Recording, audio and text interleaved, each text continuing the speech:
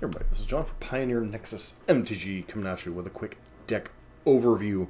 This time, Esper Legends, a deck that I've kind of alluded to in a couple different videos but haven't really gotten down to covering. If I were to sum this up, it would be Mono White Humans meets the backup plan of Esper Greasefang. You're not playing the broken Greasefang Parhelion nonsense, but you're playing a bunch of legends in the Esper colors. They all do unique things. They all disrupt the opponent in some way. From Skrelv, keeping your opponent from being able to target your stuff, as well as being able to punch through monocolored blockers. Kytheon being a 2/1 1-drop that can threaten to turn into Planeswalker. Tathalia making your opponent's spells more difficult to cast. Dennet keeping the graveyard from being relevant, especially Greasefang being targeting things. Lazav just being a 1-of to be able to rebuy some of your other legends.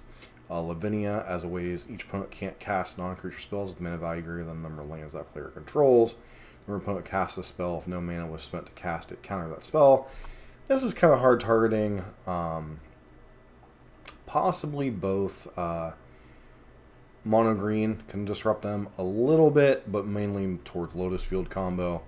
And then, the really heavy hitters, Adeline, we've seen this out of the Humans deck, can hit really hard. Gix can draw you a bunch of cards. Rafine can kind of filter through your draws. Makes any one threat very big whenever you're attacking with multiple creatures. And then Shieldred, you've seen this really abusive out of the Rakdos midrange deck. Then you get to play an Accelerator in the form of Mox Amber, a card that really doesn't see a ton of play.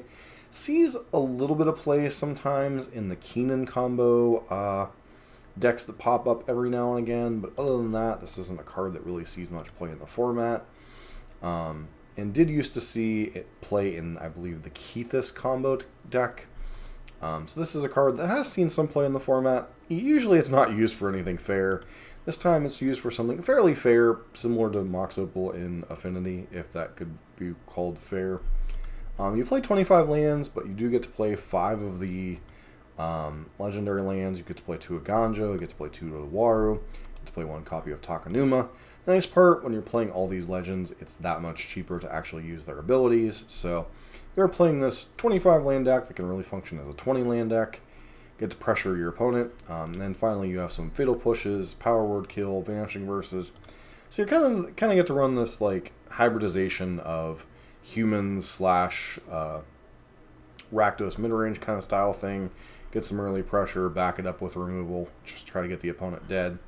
As far as the sideboard, you get to play a couple more legends in the form of Lavinia Azorius Renegade, once again primarily for Lotus Field combo. You could also play something like Tomic to keep them from being able to copy their lands, etc.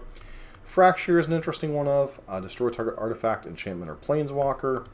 Another copy of Power Word Kill to get some annoying things out of your opponent's way, or out of your way of your opponents. Thoughtseize to disrupt combo and control, take away sweepers, take away a key combo piece, buy yourself enough time.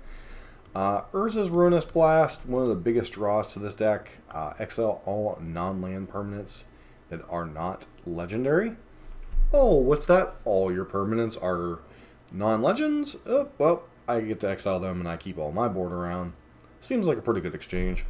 And then 4 copies of Winning Announcement.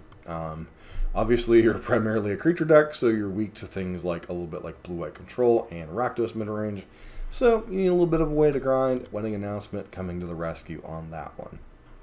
Now, this deck recently won a Modern Challenge or a Pioneer Challenge.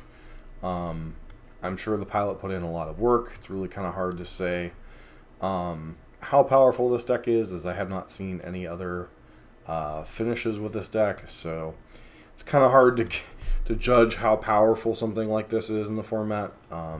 You could easily see with its disruption it being a humans-esque deck, which means it can probably have reasonable matchups into things like Grill Midrange, Mono Green potentially.